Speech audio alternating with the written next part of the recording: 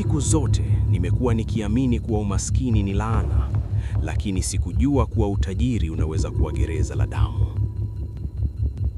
Je, ungekuwa tayari kutoa kafara ya mtoto wako ili upate mabilioni? Karibu Tezi Network. Mimi ni msimuliaji wako na leo siri nzito inakwenda kufichuka. Kabla hatujaingia ndani ya kisa hiki cha kusisimua, bonyeza subscribe, like video hii na utuambie kwenye comment unatazama ukiwa wapi sasa hivi. Tayari? Twende kazi. Johnny alikuwa kijana fukara kuliko wote mtaani.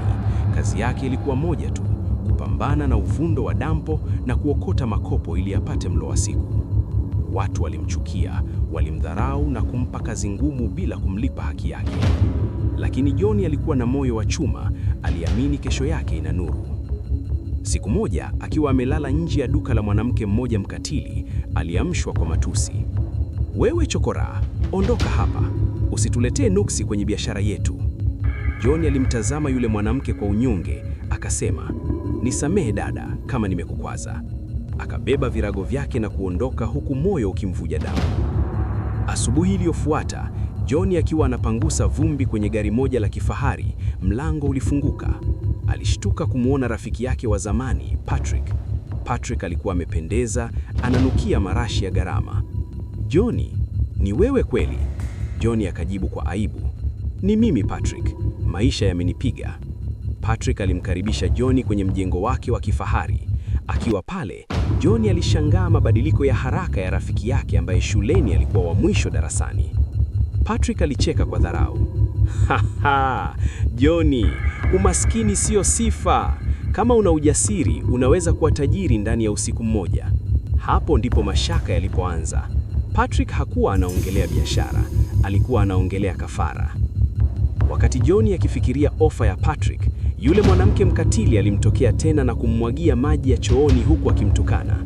Hasira na uchungu vilitawala moyo wa Johnny. Akasema moyoni, "Inatosha. Acha nitafute utajiri, hata kama ni wa kishirikina."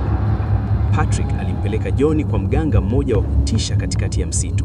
Mazingira yalikuwa na harufu ya damu na mishumaa ngundu. Mganga akasema, "Johnny, roho zimekukubali. Utapata pesa, lakini sharti ni moja. Lazima umuue mke wako au mtoto wako wa kwanza." Johnny alishtuka. "Patrick, hukuniambia kuhusu kuua." Patrick alitabasamu kwa baridi. "Hakuna utajiri wa bure Johnny.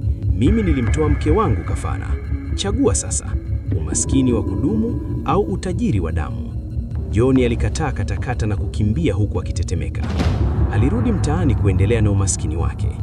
Lakini miezi miwili baadaye, jambo la ajabu lilitokea. Akiwa anapita karibu na makaburi usiku wa manane, aliona kiumbe chenye mabawa kikishuka kutoka angani na kuweka begi jeusi juu ya kaburi moja, kisha kikatoweka. Johnny, akitetemeka kwa hofu, alilisogelea lile begi. Alipolifungua, macho yake yalikumbana na mabilioni ya pesa yaliyokuwa yakimetameta. Ghafla, akasikia sauti ya Patrick ikimnong'oneza sikioni, "Ulikataa mkataba, lakini sasa umelishika begi la kifo." Johnny akaanguka chini na kupoteza fahamu. Je, Johnny ataamka akiwa tajiri au ndiyo mwisho wa maisha yake? Na begi lile lilitoka wapi? Usikose sehemu ya pili hapa hapa Tezi Network. Bonyeza subscribe na uandike neno sehemu ya pili kwenye comment kama unataka hadithi iendelee. Asante kwa kutazama.